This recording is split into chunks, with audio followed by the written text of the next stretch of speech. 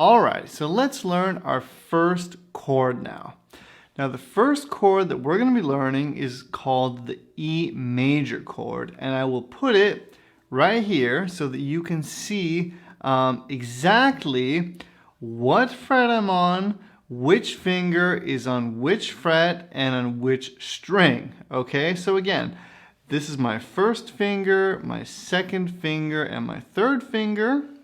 And what we're going to do is we're going to start off by taking our first finger and putting it on the third string, first fret.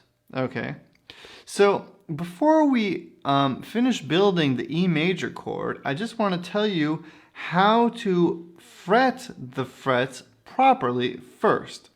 So you never want to have your finger all the way in the back of the fret like that. You always want to have it either in the middle, at least in the middle, or as close to the fret as possible.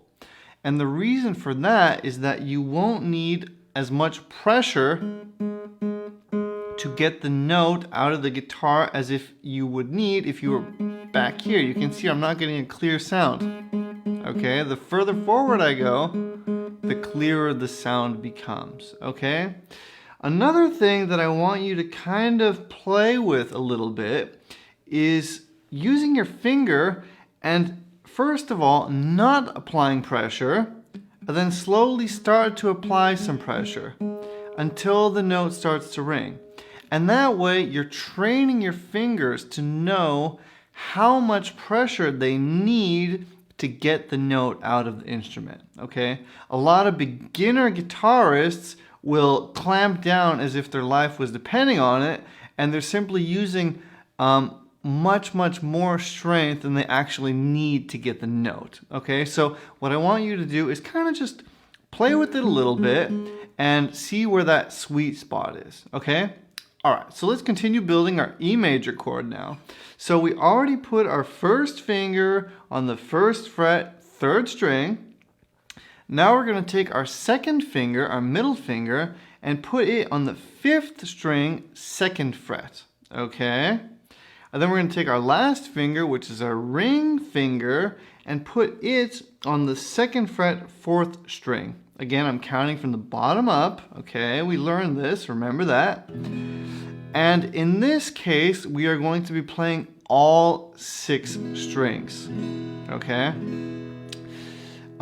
With our next chord, which is going to be the A major, we're only going to be playing 5 strings, and I'm going to explain to you how you're going to know how many strings to play. Okay, so let's just focus on E major now, and then I'll show you that on the A major.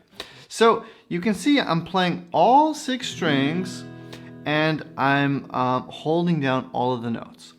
So a couple things are going to happen when you try to do this at home, okay? The first thing is that you might be getting this kind of a sound, kind of a buzzy sound, and that means that you're not applying enough pressure. Okay, so we talked about this. You're going to have to apply a little bit more pressure to turn this sound into this sound. Okay? The other thing that's surely going to happen to you as a total beginner is that as you play these notes, the skin from this finger, so let's say I'm trying to get this note, the skin from this finger will most of the time automatically touch this string, and that's going to mute it out. Okay, so our big challenge now is to really use our fingertips. So you don't want to hold the strings like this. You want to really use the tips of your fingers and really try to keep them straight. Okay, so that you avoid touching the string under your finger. Okay, so with the E major chord, the major dangers are that either with your first finger you're going to be touching the second string, or with your ring finger you're going to be touching the third string. Okay, so that means you're going to hit a chord and the notes just aren't going to ring. Okay, so this is what I want you to do. Take your thumb and just gently play each note as a single note. okay? Nice and slowly, nice and gently. And that way you're gonna be able to identify exactly which notes aren't ringing and which fingers are kind of the problematic fingers, okay? So play the notes as a single note, nice and slowly. And one more really important thing here is that I don't want you to get frustrated or stressed out when these problems that I describe start to happen to you, because these are typical beginner problems that every beginner goes through without exception, okay? So don't beat yourself up if the notes aren't all ringing perfectly or if it's just not working perfectly. It's a process that lasts a couple of months at the beginning until everything really starts to roll nicely and flow nicely. So don't beat yourself up.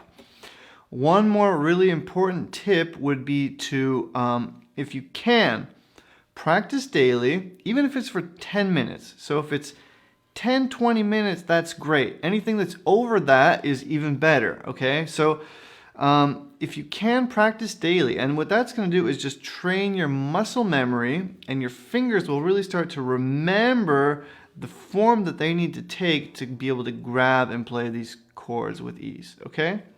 All right, so that's our first chord, the E major chord. And once you've done the tests and strummed them one by one, then you can start. And what I'm doing, I'm using my thumb. I'm just gently stroking the strings with my thumb. Now, I know what you're probably asking. You're probably thinking, well, when do I start using a pick? Or how do I strum the strings properly? Because I always get that question.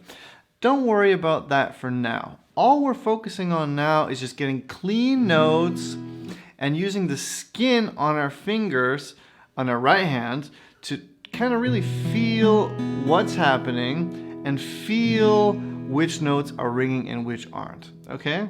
Okay.